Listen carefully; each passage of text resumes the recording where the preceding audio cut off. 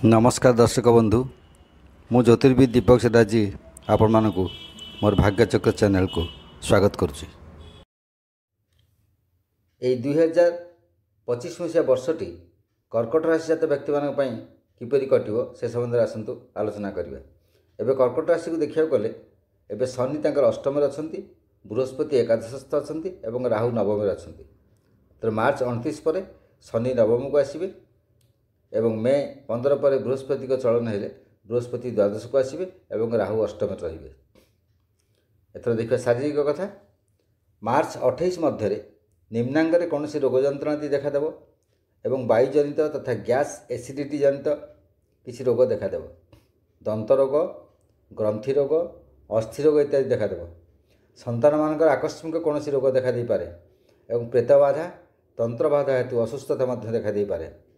उच्च स्थान पतन जनित दुर्घटना हो पारे, सावधानता अवलंबनीय।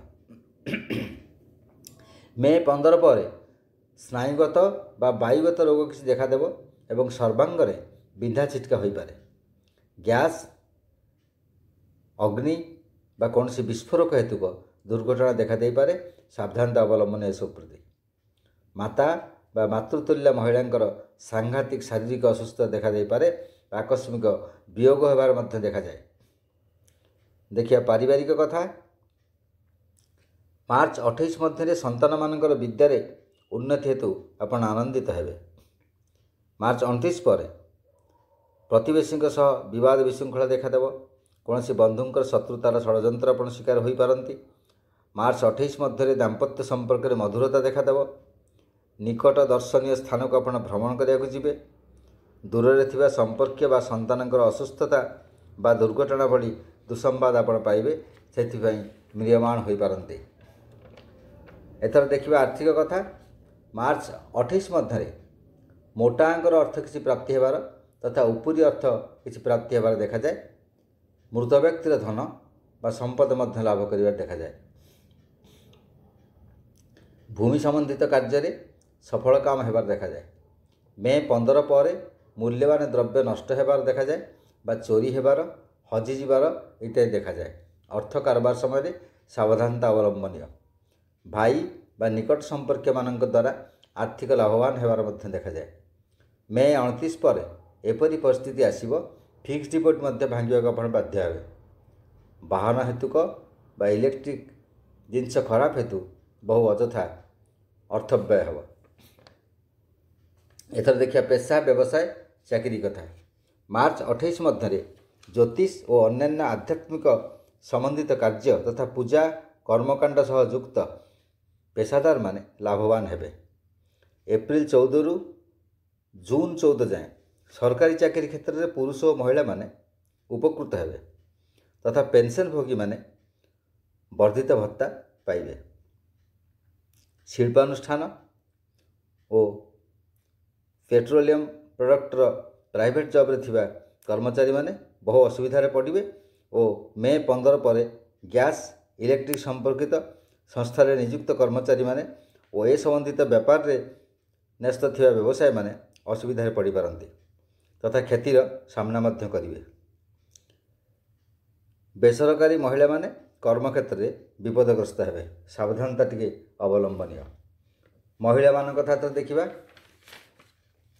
परिवार रे अभाव असुविधा देखादेव सह पारिवारिक विवाद विशृंखला हेतु मानसिक अशांति देखा दे पारे।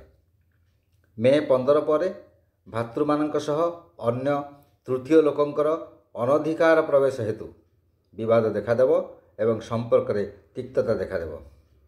दूर रे थिबा आत्मीयंक संबंध रे दुसंबाद पाई मानसिक अवसाद वृद्धि हो पारे। वस्त्र अलंकार आदि हेतुक दुख किसी आपण पाइबे। तासह दाम्पत्य विवाद कलह प्रायतः लगी रहिबो, जहाँकि मानसिक अवसाद एवं उत्तेजनार कारण हो पारे।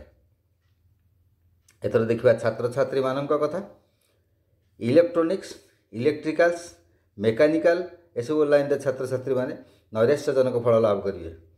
तेणु बहुत परिश्रम करिया दरकार एवं ए नैराश्यजनक फल को आपन को उल्टेवा पड़ो। आपन जेमती भल फल करेंगे से आपन चेष्टा करिया दरकार। बाकी लॉ एवं टीचरशिप लाइन जो छात्र छात्री मैंने अच्छा से अधिक परिश्रम न कले परीक्षा ଓ କମ୍ପିଟିଟିଭ୍ରେ ସବୁ ଅକୃତ୍ୟ କାର୍ଯ୍ୟ ହୋଇପାରନ୍ତି। ଅନ୍ୟାନ୍ୟ ବର୍ଗର ଯେଉଁ ଛାତ୍ରମାନେ ଅଛନ୍ତି ଛାତ୍ରଛାତ୍ରୀମାନେ ବହୁ ଶ୍ରମ ଓ ନିଷ୍ଠା ଜାରି ରଖିଲେ ଆଶାନୁରୂପ ଫଳ ଲାଭ କରିବେ। ଏଥର ଦେଖିବା ବେକାରମାନଙ୍କ କଥା। ଏପ୍ରିଲ ମଧ୍ୟଭାଗରୁ ଜୁନ୍ ମଧ୍ୟଭାଗ ମଧ୍ୟରେ ସରକାରୀ ଚାକିରି ପାଇଁ ଚେଷ୍ଟିତ ଅନଏମ୍ପ୍ଲଏଡ଼୍ ମାନେ କର୍ମନିଯୁକ୍ତ ହୋଇପାରନ୍ତି। ଅନ୍ୟାନ୍ୟ କାର୍ଯ୍ୟ ପାଇଁ ଚେଷ୍ଟିତ ଥିବା ବେକାର ଯୁବକ ଯୁବତୀମାନେ ବହୁତ ଶ୍ରମ ସାଧନ କରିବେ, ମାତ୍ର ଉପଯୁକ୍ତ ପାରିଶ୍ରମିକ ନ ମିଳିବା ହେତୁ ଦୁଃଖିତ ହେବେ। ଏଥର ଦେଖିବା ପ୍ରେମିକ ପ୍ରେମିକାମାନଙ୍କ କଥା। ପ୍ରେମ କ୍ଷେତ୍ରରେ କେବଳ ପ୍ରତାରଣା ନୁହେଁ, ଠକାମିରେ ମଧ୍ୟ ପଡ଼ିପାରନ୍ତି। ମାନସିକ ଦୁର୍ବଳତା ହେତୁ କୌଣସି ଭୁଲ ପଦକ୍ଷେପ କିନ୍ତୁ ନେବା ଉଚିତ ନୁହେଁ।